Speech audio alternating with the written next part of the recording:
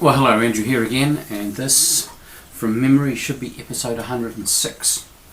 What I'm doing today is going to be looking at Matthew chapter 7, verses 7 to 11, and I've simply got the text on the screen. I've got no notes for today. I gave a message on Sunday in church, which I hope to upload.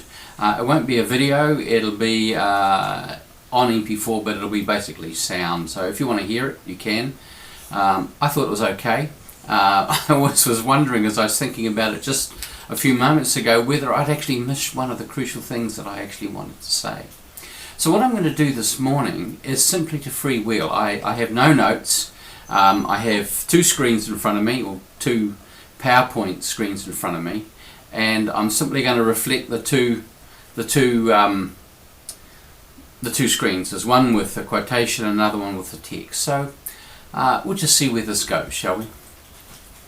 So Matthew chapter 7, verses 7 to 11, and this is an extremely well-known passage. It's probably one that most of you, even though you don't realise it, actually will know it pretty well by heart.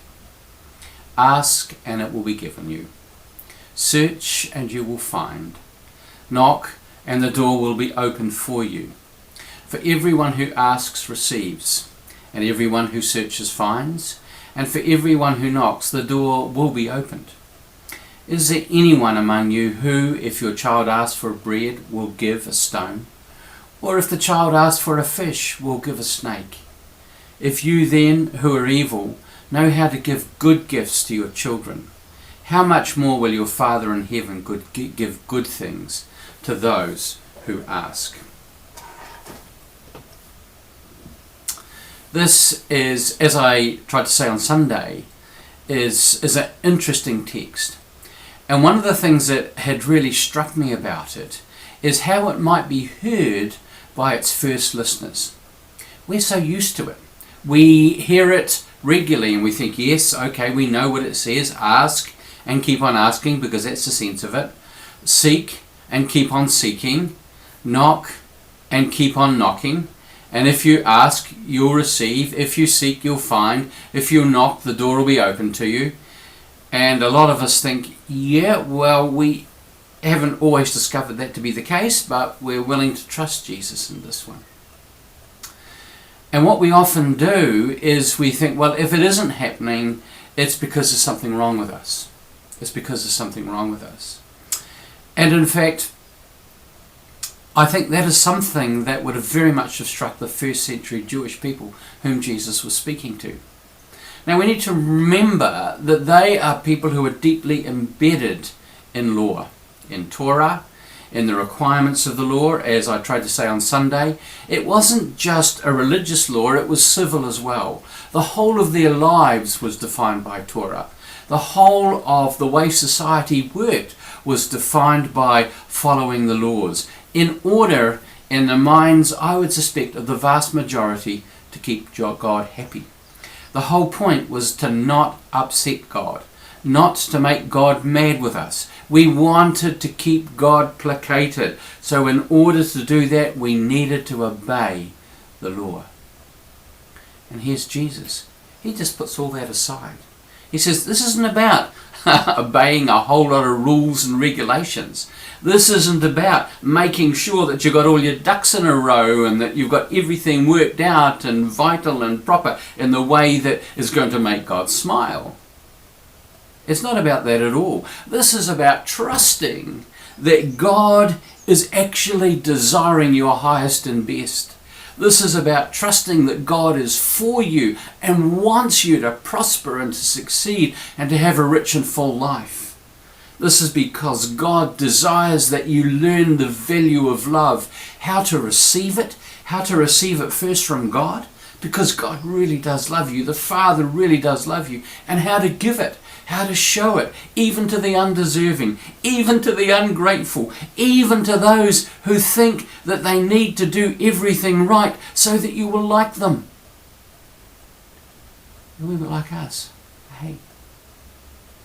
And what does he say? Just put that stuff aside. You know, your obsession with keeping the Sabbath in order to protect yourselves from disaster. Just put all that stuff aside. your obsession with making sure that you make all the right sacrifices and do it on the right days and do it in the right orders, and that you've had the right washings and you're wearing the right clothes and that you're bringing the right kind of offerings. Just put that all aside. Here it is. Ask and keep on asking, and it will be given to you. Search, seek, and keep on seeking, and you will find. Knock and keep on knocking, and the door will be open for you. For everyone who asks receives, and everyone who searches finds, and for everyone who knocks the door will be open. Because you need to understand this, and this is what he gives us commentary in verse 9. Is there anyone among you who, if your child asks for a fresh fish, will give him a stone? Of course you won't. Or if the child asks for bread, we'll give a stone. Or if they ask for a fish, we'll give a snake. Of course not. If you then, though you are evil, though you always imagine the worst, though you always judge other people with the worst possible motivations, though you often do things which are unkind and gnarly and less than gracious. If you are like that, yet you know how to give good gifts to your children, how much more will your Father, who is abundant with generosity and kindness, give good things to those who ask them? You. Give good things to you. You. It sounds like a pretty good offer, doesn't it? Context, as I said yesterday, is really important. We look at the first century world and we don't actually recognize that it's very different from the world that we live in today. Although in many ways the mindset was very much the same as many of us who are Christians who have followed the way of Jesus for decades. Our mindset is fear-based. We fear God in a way that says, we get it wrong, God's going to punish us. Rather than recognizing that God is seeking to draw us into life, recognizing that we're going to make mistakes along the way. But if our heart is to love, is to receive love, is to be generous, if our heart is to seek the good, then God's going to be with us in that. If our heart is to grow into the likeness of Christ, even though we stuff up along the way, God is going to be with us in that. He sees the desires, He sees the yearning of our hearts. The quote that I used started my message on Sunday was from Miles Coverdale, who was a divine in the 16th century. He was a bishop for a while, he was a Bible translator, he was a scholar, he even had his own translation of the Bible. And so here he says, "It shall greatly help ye to understand the Scriptures, if thou mark not only what is spoken or written, but of whom and to whom, with what words, at what time, where, to what intent, with what circumstances, considering what goeth before and what followeth after." As I said on the day, I said it's almost something that we should be reading and considering before we do any Bible study.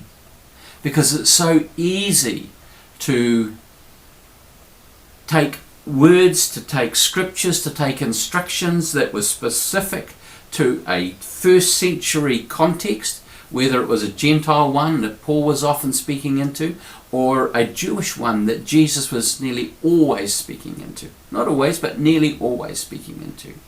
And we take those things and put them in our time, in our context, and imagine that this is exactly what Jesus would say to us. And it may not be the case, because our situation is very different. The way and the milieu in which we live is very different. The processes of who are the people at the top of the pile and who at the bottom are very different. The forces for oppression are different.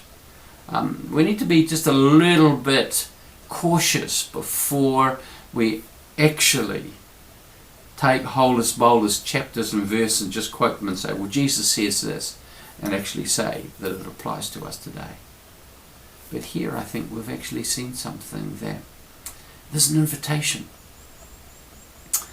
Ask, seek, knock.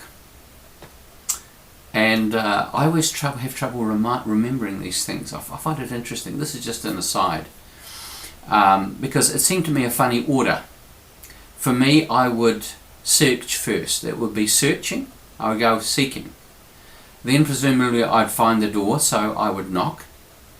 And then I would ask. Presumably because the door's been opened, and then I'd ask and I'd receive. But I don't know why, but Jesus doesn't do it that way. It's ask, seek, knock. And how do I remember? Well, it's an acrostic. A-S-K, the word ask. A for ask, S for seek, N for knock. So that just might help you if you want to remember. There are others like this. I'm just on a complete segue here at the moment. There's a famous prayer, this desire that we might love Jesus more deeply, that we might know him more intimately, that we might follow him more closely. We pray for the grace, we pray for the gift, Lord, that we might do these things in this order, that we might love you more deeply, that we might know you more intimately, that we might follow you more closely. I don't pray it that way. It seems to me that the order is wrong. It was right for the person who wrote it. But for me, the first thing I pray for is, Lord, that I might follow you more closely. Help me to draw alongside. Help me to know that you've tucked me under your arm and you've drawn me alongside. And that as I'm with you, I get to observe how you are and who you are, what you say and what you do. And I get to know you more intimately. And as I get to know you more intimately, I learn to love you more deeply. To know is to love. So to follow, we then learn to know, and then in the knowing, we learn to love. So my prayer is, Lord, that you would give me the grace that I might follow you more closely, that I might know you more intimately, that I might love you more deeply. So here we are. The invitation is to get rid of all our need to get all our ducks in a row before God will accept us, before God will agree to give us what we want, before God will love us. And come with a measure of boldness, knowing that we are loved, knowing that the Lord desires our best. It's the words of Jesus, I've come that you might have life and have it in all its fullness. And he wasn't kidding. That's his desire for us. So ask, and it will be given to you. Seek, and you will find. Knock, and the door will be opened to you. For everyone who asks receives, everyone who seeks finds, and to everyone who knocks and keeps on knocking, because these are all in the continuous present, I understand, the door will be opened. Well, God bless you.